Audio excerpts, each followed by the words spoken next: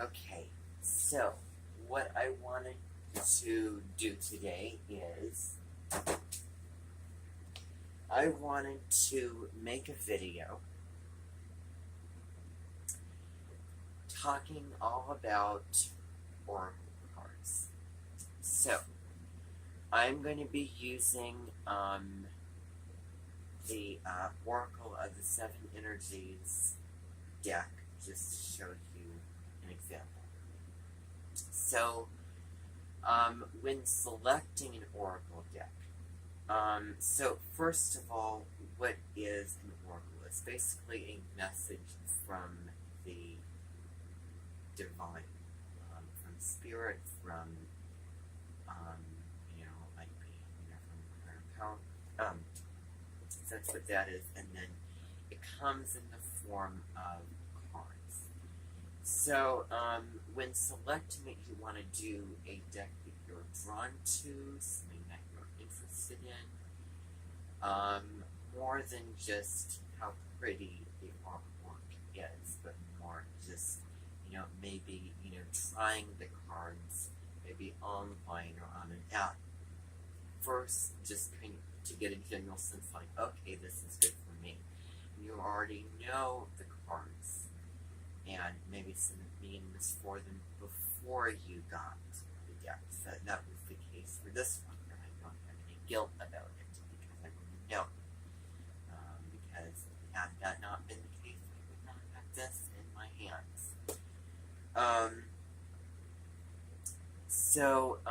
Yeah, something that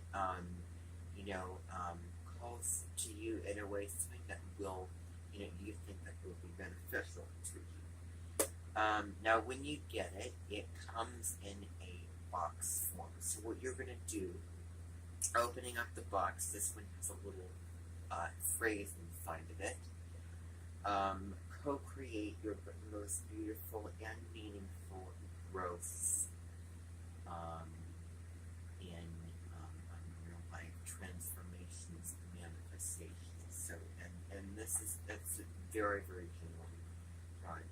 And really allow them, really allow it to speak for itself. And it does speak for itself automatically. So it comes with the guidebook, and I'm going to get into the guidebook in a little bit. But before I do, and I just want to mention, it gives you the cards on the back. It'd be good to read the description if you want to there, and then on the back of the book there's a description about it and the author of the deck. So you see all the cards. I have mine in a little rubber band, and what's going to happen is you can read the introduction of the guidebook prior to or after looking at the cards, just kind of getting a feel for them, maybe looking at them individually, or you can not look at all of them, but kind of just sort through, maybe lay them out, just on the table, see all of them, but just look at them maybe intuitively, kind of what do they mean based off the picture and the phrase prior to everything else. Now, the next thing that I wanted to get into with you is the guidebook. So when you open it up, the thing that you really want to read is the introduction, knowing why the author did this deck, what are the themes of it, what is it about, etc. So, for example, in this one, when it gets to, per se, the themes of the deck, it talks about the seven energies, which happens to be the title of it. So I would say reading this, just kind of looking at this and understanding kind of what these themes are, just generally, and you don't have to remember and memorize them, but know that they do go chronologically as the cards go through, and to have that understanding, knowledge, and awareness of what these energies are, so that they can naturally be applied to the cards. when you get to how to work with the Oracle of the Seven Energies, bear in mind that this all, besides like maybe looking at them prior to it, is and you don't have to do that even, but that's really the best thing to do, because the more familiar with the cards you are, the better. And that's what I have to say about it. But I personally like to see the cards and the picture of these cards, and I also like to read in the description to get both. But but anyway, so how to work with it. This is all like, take this with a grain of salt. Take this as suggestions, things to consider, recommendations, all this type of stuff when it gets into meditating and praying, all this type of stuff. But there's things to be that you can take away from it. For example, these questions are good, things to maybe write down, or and these spreads are good recommendations. But you can make your own spreads, laying out the cards, and you can use the card to think. It's intuitive. Maybe it really depends on the card itself. And then you can also read the how will this serve you, and then it breaks down in the guidebook the energies. So what you're going to do, and you can, some might have really, really good intuition for knowing what they mean in all of that. What these cards mean. But still, when you pull a card, for example, let's just say I just pulled card number 36, seeing beyond. There's 49 cards in this set. None of them are in the protection marks. They're all upright.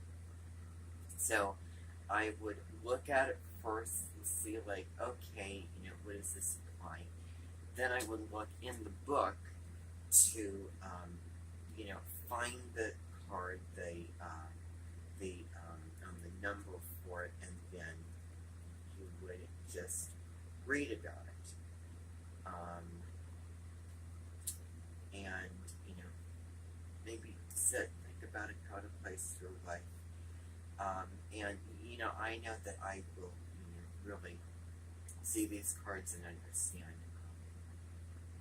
the messages of them, but I still like to read the things in there to get it in a treated form.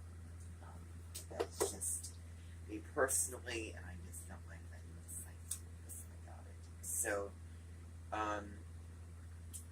now when it comes to, and the difference between these and tarot cards, so predictive that they just are fixed, set in stone. Oh, this is going to happen.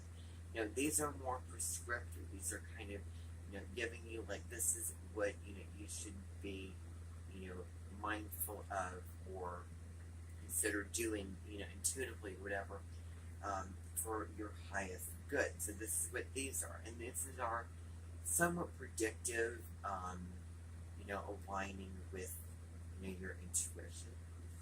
Well, I don't know. But so, there's a lot of, synchronicities and serendipities.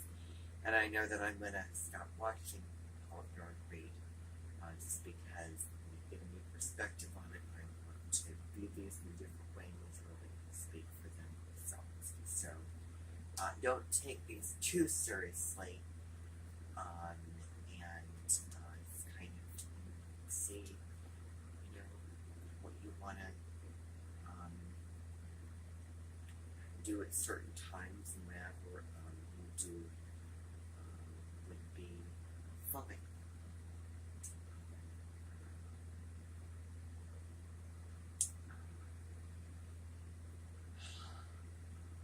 doing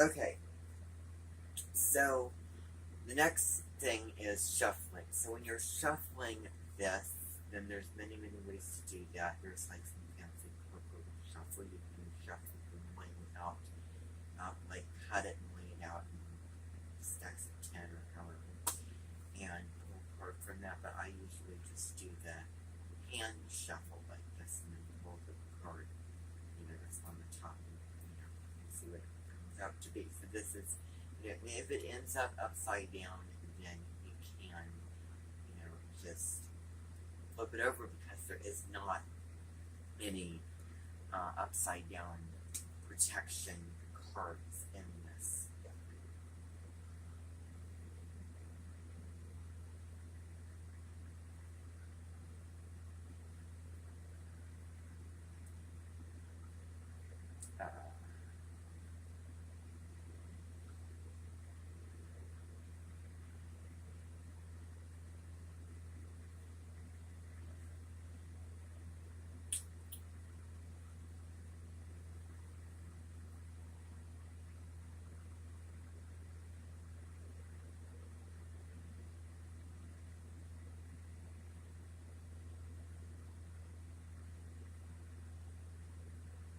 Okay.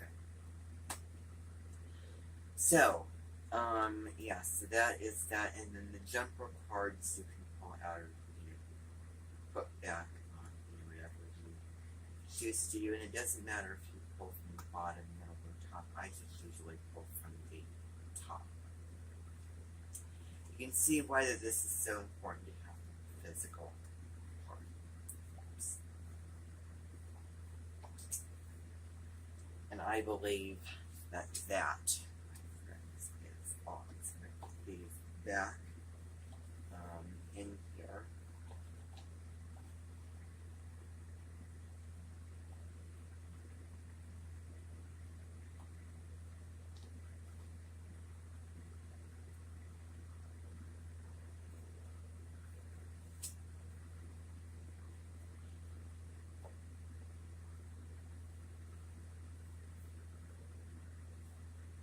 Doesn't matter if you, look in the book, don't look in the book, whatever you want to do.